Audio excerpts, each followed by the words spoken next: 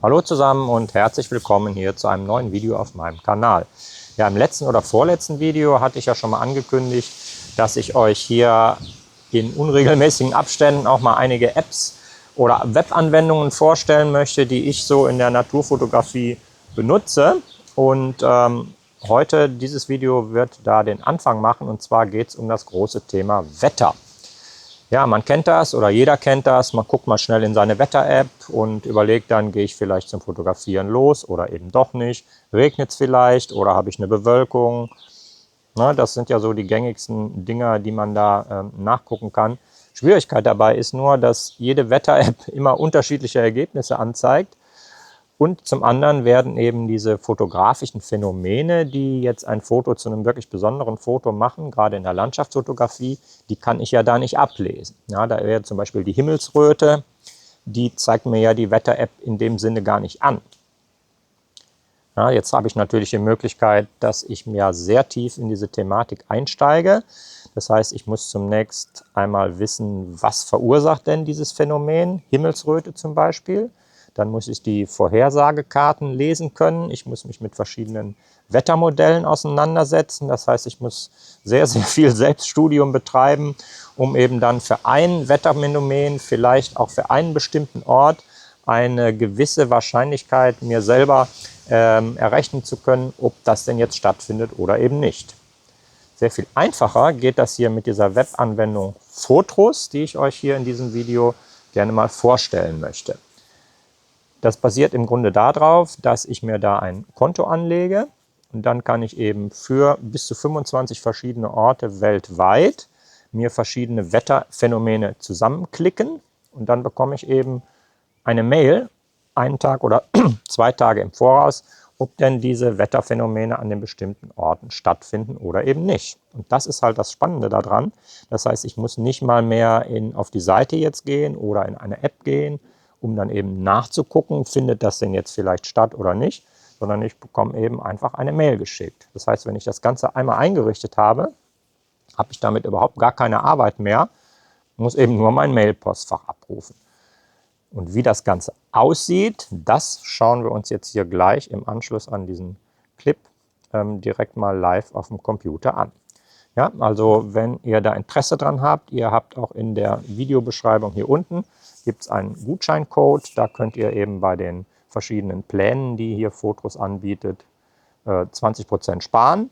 Ja, und das ist, denke ich, eine gute Sache. Ob euch das Ganze überhaupt gefällt, ich gehe mal davon aus, das wird es, wenn ihr das Video gesehen habt, das schauen wir uns jetzt hier im Detail am Computer mal an.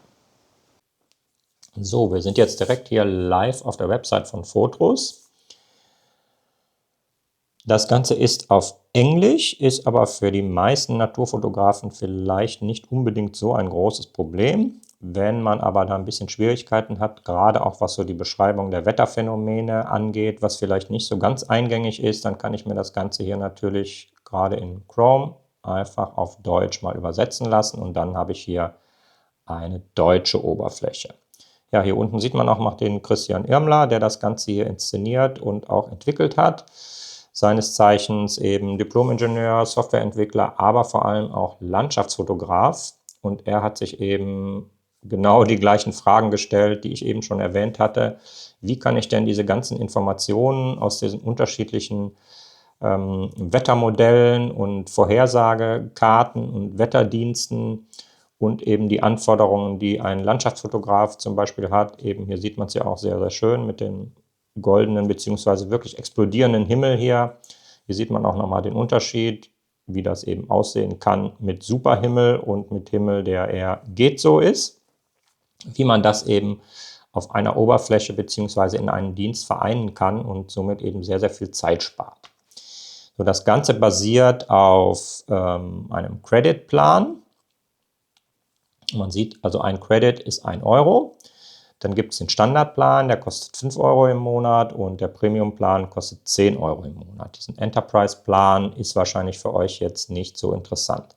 Der maßgebende Unterschied ist, man sieht das, es gibt hier in dem Standardplan 13 Wetterphänomene, in dem Premiumplan gibt es 30 Wetterphänomene. Ja, und das ist natürlich schon mal ein gewaltiger Unterschied. Grundprinzip des Ganzen ist, dass ich mir hier einen Standort bzw. bis zu 25 verschiedene Standorte weltweit hier zusammenklicken kann. Und dann kann ich für jeden Standort das gewünschte Wetterphänomen mir hier auswählen. Das geht relativ schnell. Wie genau, das zeige ich euch gleich.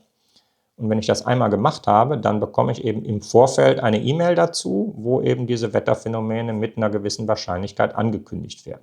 Das heißt, ich brauche, wenn das einmal eingerichtet ist, eigentlich gar nichts mehr zu machen. Ich muss nicht ständig auf irgendeine App gehen oder irgendwie gucken, wann ist denn vielleicht welche Wetterlage, sondern ich bekomme das Ganze einfach per E-Mail geschickt. Und das ist eben die Zeitersparnis, die dahinter steckt, dass ich, wenn das einmal eingerichtet ist, eben keinerlei Arbeit ansonsten mehr habe. So, ich logge mich jetzt hier oben mal ein. Zack. So, und jetzt bin ich halt hier oben in meinem Dashboard gelandet. Jetzt gehen wir gleich einfach nochmal auf die deutsche Version in Anführungszeichen. Und dann lande ich halt hier auf meiner Startseite. Wie ich ja eben schon mal gesagt habe, gilt das Ganze für verschiedene Standorte. Ich kann mir verschiedene Standorte auch noch hier in Gruppen sortieren. Das habe ich jetzt bei mir nicht gemacht. So, ich habe jetzt hier 2 Standorte eingegeben, einmal das Bracfen, einmal meinen Heimstandort. Ich werde jetzt hier das Bracfen einfach mal öffnen, beziehungsweise schließe das jetzt mal. Ich kann dieses Element hier löschen, dann zeige ich euch nämlich auch mal, wie man einen Standort hier einfügt. Das ist nämlich so ein bisschen tricky, aber wenn man einmal weiß, wie es geht, ist es eigentlich überhaupt kein Problem. So, ich gehe jetzt hier auf Add Location. Jetzt werde ich erstmal einen Namen vergeben. Das ist hier in meinem Fall das Bracfen. Und dann werden eben hier GPS-Koordinaten verlangt. Ist aber auch kein Problem. Hier steht ja auch, wie es geht. Man kann die aus Google Maps eigentlich sehr, sehr einfach rauskristallisieren sozusagen. Hat auch den Vorteil, dass es eben für verschiedene Standpunkte hier einfach keine Adressen gibt. Also ich kann jetzt hier für einen Standpunkt, der hier mitten im Nirgendwo liegt, da gibt es keine Adressangaben, sondern dann sind die GPS-Koordinaten eben letztlich das einzige, wo man den Standort genau lokalisieren kann. Ich habe das jetzt hier schon mal sortiert. Ich zoome mal ein bisschen raus. Das ist ein sehr schöner Standort im Hohen Venn, auch einer meiner Workshop-Locations. Gehe hier mit der rechten Maustaste drauf und dann bekomme ich eben hier oben die GPS-Koordinaten auch sofort angezeigt. Jetzt klicke ich hier einmal drauf, dann sind die in der Zwischenablage kopiert, gehe wieder zurück zu Fotos und kopiere mir die hier ein. So, habe ich jetzt hier eingestellt. Eine Gruppe habe ich jetzt, wie gesagt, hier nicht festgelegt. Jetzt könnte ich mir hier noch verschiedene Notizen dazu machen. Und dann komme ich eben zu dem eigentlichen Herzstück von Fotos, nämlich den Wetterphänomen. Ich muss das nochmal einmal wieder auf Deutsch umstellen, dann sieht man es besser. Hier bei dem grundlegenden Wetter, das sind jetzt im Grunde die 13 Phänomene, die ich in diesem Basic-Plan eben für 5 € den Monat bekomme.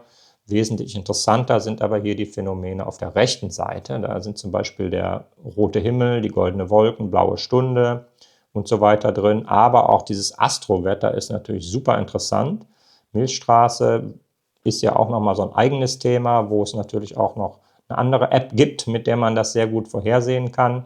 Aber wie gesagt, hier ist eben einfach der Vorteil, dass ich, wenn das einmal eingerichtet ist, ich keine Zeit mehr investieren möchte. So, jetzt sage ich fürs Bracfen zum Beispiel, hätte ich gerne roten Himmel. Und wenn ich hier so mit der Maus drüber gehe, dann kommt auch nochmal eine Erklärung, was das denn jetzt überhaupt ist. Ich hätte gerne den Sonnenuntergang mit Wolken. Goldene Wolken nehme ich hier auch nochmal dazu. Und hier unten aus dem Bereich hätte ich gerne die Milchstraße. So. Zentrum der Milchstraße geht es ja immer drum. Das hängt natürlich auch von der Jahreszeit ab, wann das funktioniert und wann eben nicht. Muss ich mich aber nicht drum weiter kümmern. Ich möchte einfach hier mal einen Alarm bekommen, wann denn die Milchstraße an diesem Standort hier zu sehen ist, beziehungsweise zu fotografieren ist. So, dann speichere ich das Ganze hier einfach und dann ist meine Arbeit hier an der Stelle eben auch schon getan.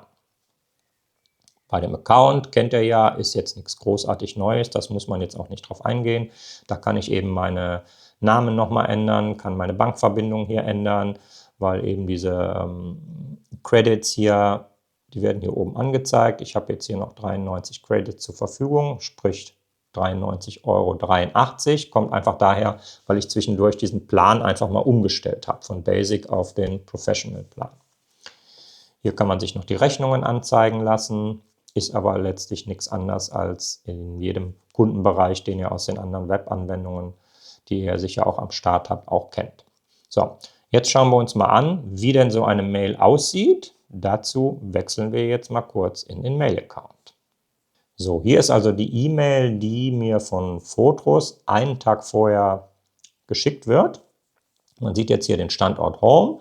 Da habe ich eben gesagt, wann ist an meinem Standort Nebel? Bitte schick mir doch darüber mal eine Info. Das bekomme ich eben einen Tag vorher, dass eben für den 18.06. ab 5 Uhr morgens und darüber hinaus eben Nebel zu erwarten ist.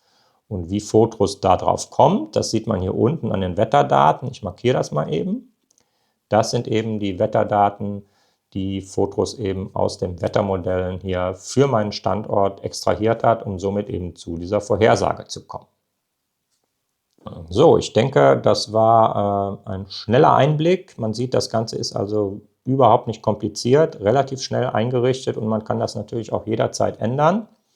Ist auch natürlich für den Urlaub super interessant. Da ist es natürlich dann noch ärgerlicher, wenn man an einer super Location ist und dann eben immer wieder hinfahren muss und dann denkt, naja, war vielleicht doch nicht so toll, hätte ich auch im Bett bleiben können oder hätte in der Zeit eben was anders machen können.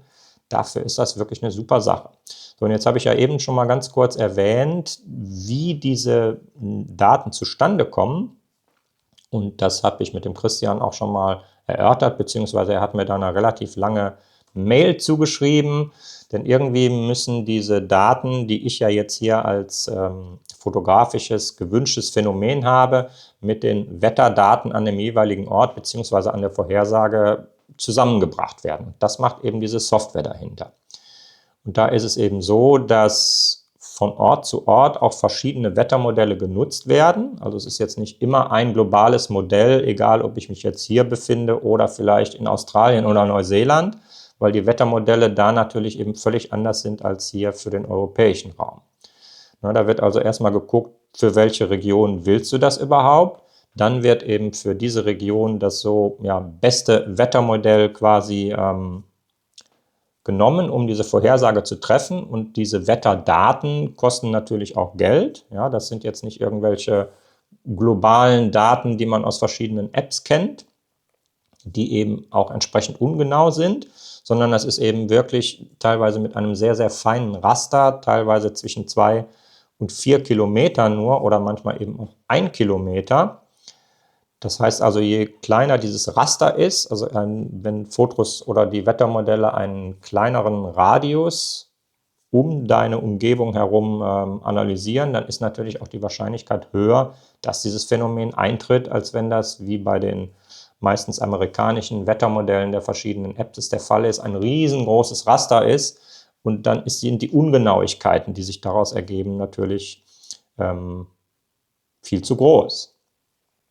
Ich zitiere einfach noch mal ganz kurz aus der Mail, vielleicht noch kurz zum Raster. Es geht nicht darum, in welcher Auflösung errechnete Wetterdaten am Schluss vorhanden sind. Es geht darum, mit welcher Auflösung die Wetterdaten tatsächlich berechnet werden. Denn je kleiner das Raster, desto genauer das Ergebnis. Das habe ich ja eben schon mal gesagt.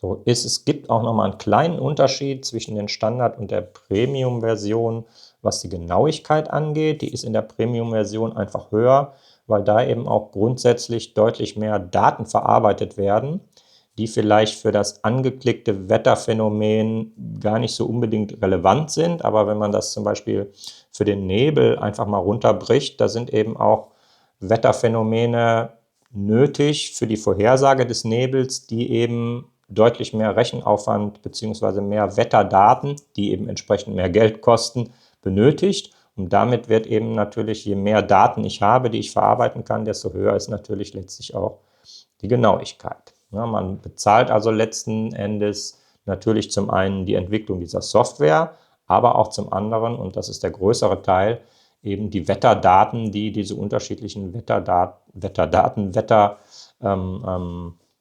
Scheiße!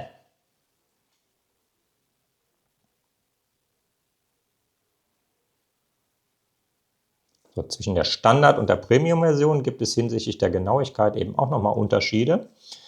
Das liegt einfach daran, dass in der Premium-Version deutlich mehr Wetterdaten verarbeitet werden müssen, um bestimmte Phänomene hier anzeigen zu können. Deswegen sind die eben auch in dem Standardplan nicht drin. Und darum kann es zum Beispiel sein, dass ich, wenn ich ein Wetterphänomen in dem Standardplan anklicke und eben in dem Premiumplan, dass die Genauigkeit des Phänomens in dem Premiumplan eben einfach höher ist, weil einfach da die Datenmenge viel größer ist, die verarbeitet werden muss, und deswegen kostet es halt einfach mehr. Also man bezahlt letztlich natürlich für diese Software, für die Entwicklung und auch für diese Website, aber eben auch vor allen Dingen für die Vorhersagedaten. Das ist ja bei dem einen oder anderen Wetter-App zum Beispiel, gibt es ja auch ein Regenradar, was es aber auch nur in der Pro-Version gibt. Dann kann ich mir eben für einen gewissen Zeitraum, für einen längeren Zeitraum einfach diese Vorhersage anschauen, und das kostet eben einfach Geld. Rechenleistung, Daten kennt man ja, ist eben einfach ein Kostenfaktor, den man nicht vernachlässigen soll. Ja, ich denke, ich habe euch hier mal einen kurzen Einblick geben können in eine wirklich sehr, sehr interessante und auch sehr hilfreiche Anwendung des Dienstes Fotos, wie sich das Ganze nennt. Auch ein Name, wenn ihr wissen wollt, wie das zustande kommt, könnt ihr auf der Website vom Christian einfach mal nachschauen. Es gibt auch in meiner Videobeschreibung einen kleinen Gutscheincode, womit ihr eben auch nochmal bei dem Plan hier richtig sparen könnt. Ja, ich hoffe, das Video hat euch hier gefallen. Es wird in der nächsten Zeit auch nochmal ein anderes Video zu ein, zwei Apps geben, die ich sehr, sehr gerne nutze, weil sie für mich eben einfach sehr hilfreich sind. In diesem Sinne wünsche ich euch wie immer viel Spaß mit der Fotografie und auch mit dem Wetter.